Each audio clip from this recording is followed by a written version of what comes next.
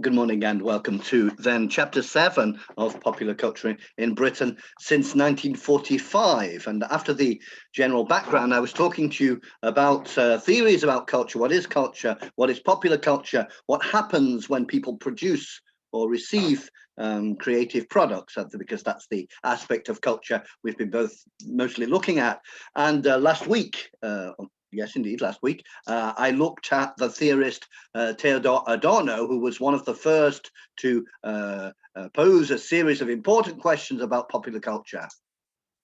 I'm going to continue today with some of the criticisms which have been made of Adorno and the other ways of looking at popular culture. I say the other ways, I mean some other ways. There's probably many more which have not yet been discovered. Yes, and one of the difficulties with Adorno's theories is that if we look at this screen behind you of lots of products of popular culture, or indeed this other screen, the following screen.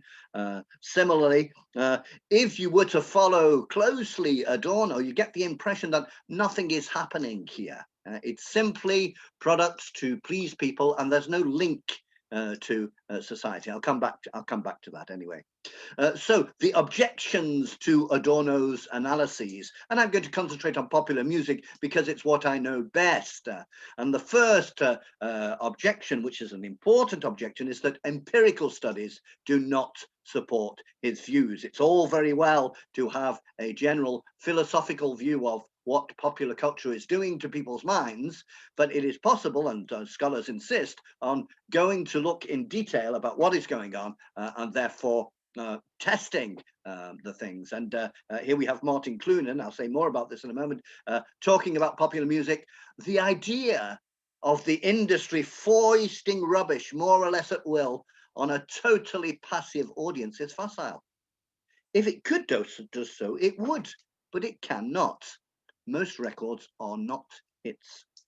The industry is notoriously slow in picking up on crazes, and audiences soon tire of artists who are hyped into the charts. Yeah, so this is Martin Clunen's opinion. He's a leading scholar on popular music. And what is he saying? Is that, in fact, the record industry cannot decide what you're going to like next year, as Adorno suggested, because if it could, then all the records it produced would be hits. It wouldn't spend money, lose money producing other ones. And in fact, I remember seeing a study of record companies which pointed out that about 12% of the singers on their records make money for the record company. That is to say that 88% make no money for the record company. And the problem, of course, is that the record company does not know beforehand which ones are going to be successes and makes money. And so this contradicts very much Adorno's analysis of a monolithic and extremely powerful culture industry. Now, Adorno was more a philosopher. His team did not try to do empirical observation. They didn't go to record companies and to audiences and do surveys and so on. That was not their aim. They were developing the theory.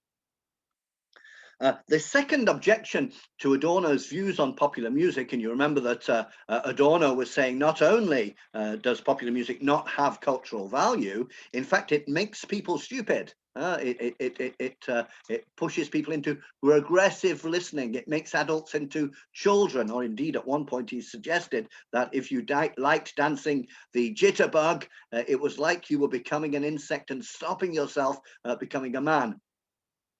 And our second objection to Adorno is that he only considers one particular kind of listening to be valuable. Reflexive listening. This is when you sit down and say, right, what am I going to do this evening? I'm going to listen to a symphony. And from the beginning to the end, or indeed in a classical concert, you sit there and you think and you absorb and so on. And for Adorno, this is the only kind of listening which is culturally valuable. So dancing, the more emotional and indeed physical experience of popular music or any kind of music is not valued. So but this is a culture-bound judgment, and one might think that this is the sort of thing that an intellectual might come up with, but which would say very little to the rest of the population. The third objection to Adorno's view of cultural products as simply produced fundamentally all the same, but just varied a little bit to fit the market, is that if Adorno was right, then changes in popular music would never accompany real changes in society. So punk or rap, for example, would not correspond to any social change.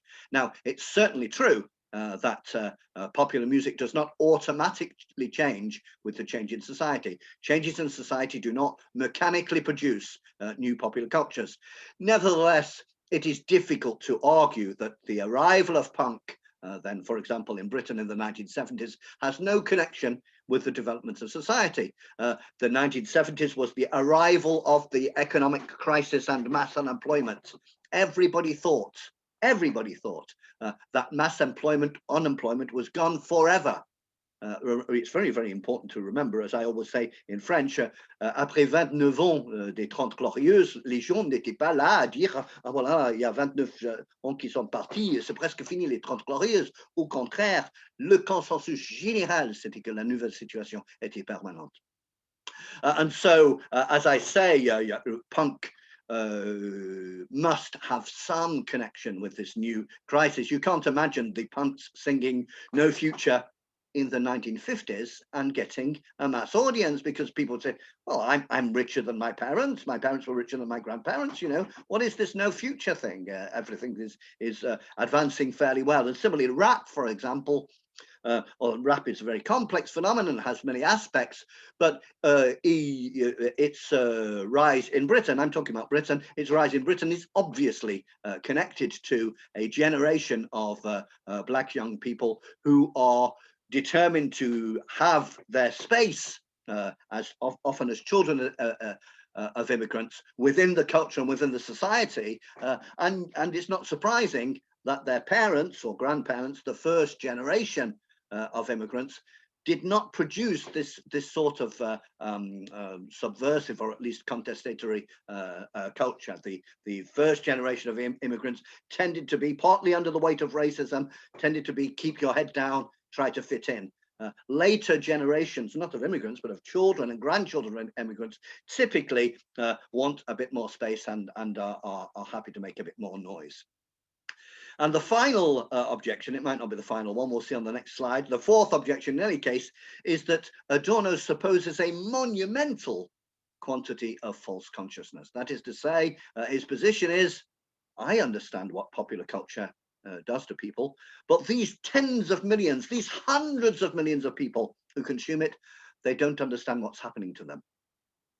Now, of course, this is not theoretically impossible, but certainly you need very, very good reasons if you're putting forward the argument that I know and nobody else knows, as we've seen recently with the COVID theories going around. If people are going to claim that only one person knows and everybody else is in some sort of illusion, then you need very good reason, for example, empirical reasons. So all of these things are the sort of things that make popular music scholars say, thank you, Adorno, for the good questions, but we're not having your answers. Thank you very much. So the results is that Adorno's theories, here I am quoting somebody, Adorno's theories today are regarded as largely obsolete and unscientific in the eyes of the cultural historian, myself, who is preoccupied with understanding both systems of productions and the development of the symbolic landscape of a given society. What are the symbols and myths and stories which are important in our society? What happened to the love song? Did it change? Why did it change? These are the things that interest the cultural historian, and so they're not going to be happy with Adorno's theories. Now, to move on to a couple of other thinkers about culture, we have our very own French Pierre Bourdieu, who's certainly been tremendously influential. It's a series of, he wrote a huge number of pieces, and you can also sometimes find him on YouTube in documentaries if you want to go into the cultural studies side of it. But here are three examples of his works: La Misère du Monde in 2007, Sur la télévision in 1996. It's only 95 pages, so if you're interested in television, do go for it. And La Domination Masculine, 142 pages. So you can see that this is a gentleman, unfortunately now deceased. This is a gentleman who was determined to get involved in explaining huge phenomena of society, and he was also very much involved in working with striking workers in the 1980s. There's a very well known what's the word? There's a very well known documentary about that called La sociologie est un sport de combat. But for our purposes, we're mostly interested in this book here that you see the cover of, La Distinction, Critique sociale du jugement, which was first published in 1979. And he went into some detail about how our tastes, the music we like, the television we like, the theatre we like, the opera we like, etc., all the cultural products which we prefer, say a lot about ourselves, our class position, and our attitude to our class position. La distinction. That is to say, he was saying that regularities of cultural consumption are one of the ways that society polices its hierarchy, make sure people stay in their place. And if you're one of these people who has no experience of opera, and you just buy an opera ticket or steal an opera ticket and you go along, you may well find that there are rules about being in the opera which are intimidating to people who are not used to it, and it may be argued are intended to be intimidating to police the social hierarchies. I mean, to choose a trivial example, if you go to Beethoven's Ninth Symphony, the choral symphony, if you go to a concert, do not sing along. You are not supposed to sing along. That's one of the rules.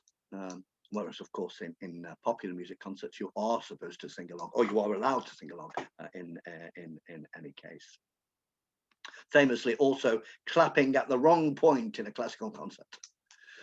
So this is all about identity and social identity, how people use cultural consumption to claim their social identity and to reject other social identities. Now, this is 1979, and certainly the distinction between high culture and popular culture was even stronger then. I'm not suggesting that it's disappearing, but I think it has changed. I already mentioned that with some of the attempts at crossover, and also with the fact that people from elites groups no longer reject popular music in general. They may well be found at a Sting concert or even I don't know a lot about social hierarchy in rap, but I wouldn't be surprised to find a certain number of bourgeois young people at the rap concert as well. That there has been a suggestion that this rule, which says that elite groups only consume high culture, has changed tremendously, and that today perhaps the difference is elite groups becoming omnivorous. This is called the theory of the omnivorous, and it's one of the ways that popular culture has been explained in recent years. Let's have a look then at what Pierre Bourdieu is saying in 1979. Here is one of the key paragraphs. Thus, thus, for an adequate interpretation of the differences found between the classes or within the same class as regards their relation to the various legitimate arts, painting, music, theatre, literature, etc., one would have to analyze fully the social uses, legitimate or illegitimate, to which each of the arts, genres, works, or institutions considered lends itself. For example, nothing more clearly affirms one class, nothing more infallibly classifies than tastes in music. This is not a new phenomenon. When I was a child, if your parents liked the idea that one day you would be in a higher social class, then they would try very hard to send their daughters to ballet classes and their sons perhaps to piano classes. that's too long. This paper that I want to mention here, Class Position and Musical Tastes, sing off between the cultural omnivorism and Bourdieusian homology frameworks. Oh la la. This is a recent attempt to look again at Pierre Bourdieu's theory of social hierarchy, reflecting a hierarchy of cultural taste. What this gentleman did, in fact, in Canada, is did a wide survey of what kind of music people liked and what kind of social class they came from. And the reason he did this is he wanted to test whether what Bourdieu said about the hierarchies is still true 40 years later, or whether the other theory, cultural omnivorism, that is that the higher groups, the elite groups, like all kinds of different cultural products and have a supermarket approach, which one of these is true? And in fact, he found a series of interesting things, and certainly he found that elite groups no longer reject, as a whole, popular culture or popular music. On the other hand, certain kinds of popular music were very much rejected by all elite groups. And if I remember correctly, heavy metal and country music in Canada were the two groups where you never saw anybody from the elites. Now, of course, I say never, of course, there's always one or two, but the general rule, the elite young person was absolutely safe in rejecting heavy metal and country music, and that would be what he is expected to do. So interesting ideas, and you might have your own ideas about ideally if you know people who are from the working class and also people who are from the elite, you can test this more easily. Just one more word from Pierre Bourdieu. He was a little bit worried, as many intellectuals have been, that the rise in the tendency to study popular culture, whether it's rock music or rap or television soap operas or Game of Thrones or whatever, he was worried that this studying of popular culture might become a cult of popular culture, that you might have a series of intellectuals glorifying popular culture in an unjustified manner. Now, this is a huge argument about elitism and populism. That's elitism in inverted commas and populism in inverted commas. That if you begin, as I do, if you begin teaching about popular culture in university, popular music, you will have some colleagues who say, well, is this not just accepting that the working class will never have the best classical music and opera and so on, and glorifying the popular culture, which doesn't really deserve to be glorified. So these are highly emotional questions, also very political questions. And one of the positions which comes up is expressed in this quotation from Pierre Bourdieu, which is in French here, and he says, "Le culte de la culture populaire." So yeah, he's saying, I'm not necessarily against studying popular culture, but I suspect that some of my colleagues are glorifying it. Le culte de la culture populaire n'est bien souvent qu'une inversion verbale et sans effet, donc faussement révolutionnaire, du racisme de classe qui réduit les pratiques populaires à la barbarie ou à la vulgarité. So he recognizes that elite groups often look down on popular culture of all sorts, considering it to be vulgar or barbarian and not really culture at all. On the other hand, he suspects that some people who reject this position take a mirror image position of saying, oh, everything popular is great, and against high culture. Now, one of the problems is that some people have accused him here of inventing a straw man. I don't know if you know the expression, inventing a straw man. This is when you have an argument and you attack an imaginary enemy. So you say, if somebody is criticizing a kind of novel that you like, then you might reply, well, of course, people who are against reading will not like this kind of novel. And when you say people who are against reading, you are inventing a straw man, an imaginary enemy, because nobody in the debate said they were against reading, but this is an easy enemy to defeat, so you invent it. That's called a straw man argument. Maybe you already knew this.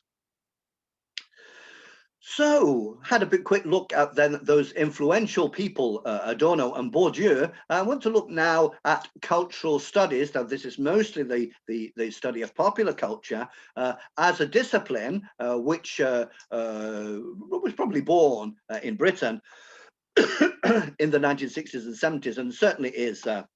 It had predecessors in the United States and elsewhere, but the very influential 1970s people in Britain are important. So let's have a look who they were and what did they do.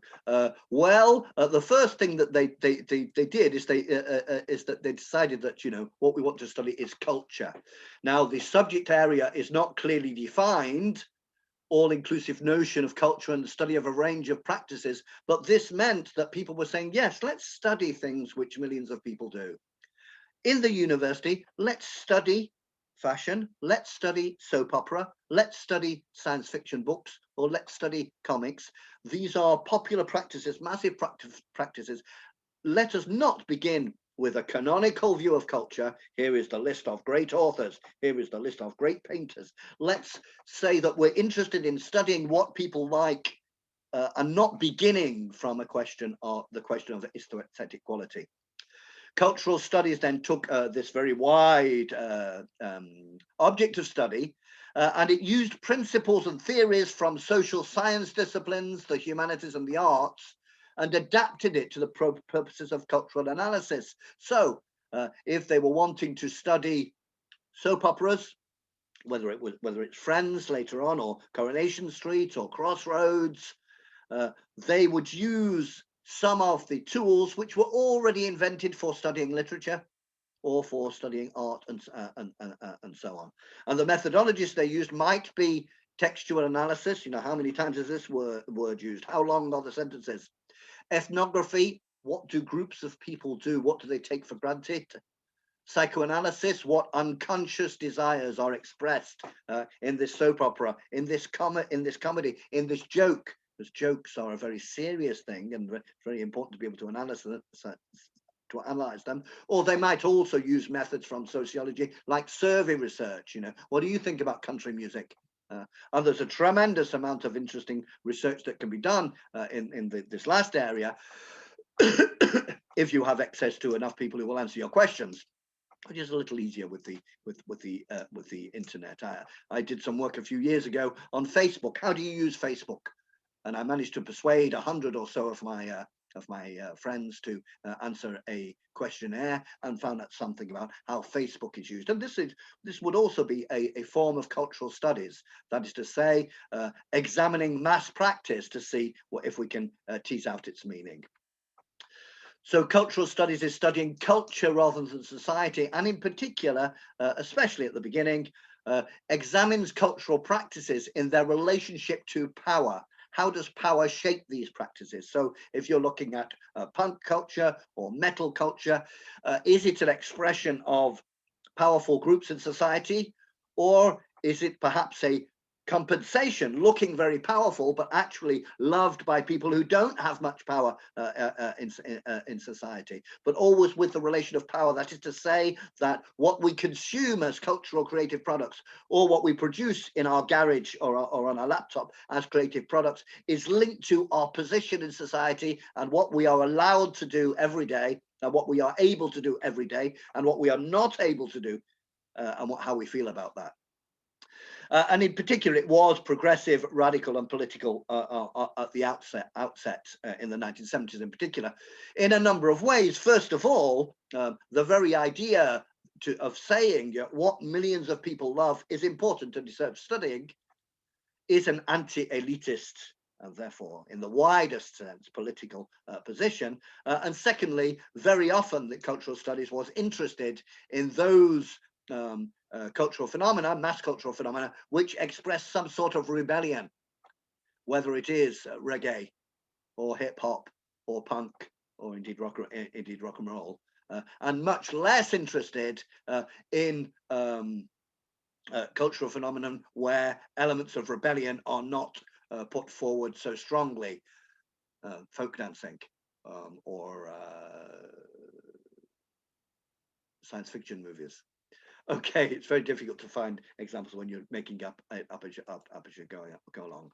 So it's in 1964 that the Centre for Contemporary Cultural Studies was established in the University of Birmingham. Now, it's not an accident that it was in the University of Birmingham. Notice it was not in Oxford, it was not in Cambridge, it was not in London, it was not in the prestigious centre of university studies, it was in Birmingham. Very much an industrial area, the area which also, as we will see later, invented heavy metal. So it was established in 1964, and they also established a review, Working Papers in Cultural Studies, in 1972. If you are inventing a new area of university studies, you have to have a review. If you don't have a review, it doesn't really exist. A review, then an academic review, usually appears 2, 3, or 4 times a year, certainly not more, and is very careful, sophisticated, peer-reviewed articles which are in there. The first group of people who were involved there, well, one a little later, Richard Hoggart, Raymond Williams, E.P. Thompson, and Stuart Hall. And I will be saying a few words about these, but certainly if you are interested in the studies of popular culture, you will not be able to avoid these people. And what did it do? It studied the role of popular culture in class-based society in England. Of course, England is not the only society which is class-based by a very long way, but that's what they decided to study. So let's begin with Hoggart and Williams. They were working class intellectuals. They came from the working class at a time when this was possible, during the post-war boom. They tended to believe, of course, they were against canonical elitism. Yes, they were against all those people who said, oh, well, you know, study Shakespeare, study Virginia Woolf and James Joyce, and don't look at popular culture. They were against that. And secondly, they had a feeling, difficult to prove, that the culture of common people, or working class culture, in some ways is more authentic than middle and upper class culture, that it derived from the real experience of working people. Again, very difficult to prove. And they saw they felt that working class culture might be in some ways under threat. And they felt for example, such phenomenon as the sing-along, where everybody sings together in the pub, sometimes idealized form of working class culture. And they were rather worried about mass culture, perhaps, you know, the American blockbusters and Disney and pop music, especially American pop music. They were worried that this was going to colonize working class culture, that working class culture was going to be destroyed by this wave of mostly American mass culture helped along. Now, in each case, I'm sure you understand, I'm explaining their positions. I am not saying that I necessarily share them. And here's one of the most influential books of Richard Hoggart, The Uses of Literacy. What is literacy for? And he emphasized that after the middle of the 19th century, most working class people in Britain could read and write. And what happened to this reading and writing? What were they able to do with it? You can see in the center the cover from no doubt from the 60s or 70s. You can see it's a Pelican book, so it sold a lot. It was a livre de poche. And perhaps you don't recognize the painting on the front page. The painting on the front page is of ordinary working class people near their workplaces, and it's a painting by, oh no, his name has just come out of Lowry, L.S. Lowry. There you go, L.S. Lowry, also a working class man who became a well-known painter against all odds. And at the top left, you can see a modern cover of the same book many years later, just to show that it remained influential. And you can see that the person who reviewed it for the later edition said it was uncannily prophetic, a masterpiece. So he's saying, you know, that what Hoggart said was going to happen did happen. Of course, this is a matter of opinion, and that's got us to the end of the half hour. There will be more. Do not worry. Do not panic. There will be more. I just have to click on the stop buttons, and that will be the end of chapter 7. Thank you for listening.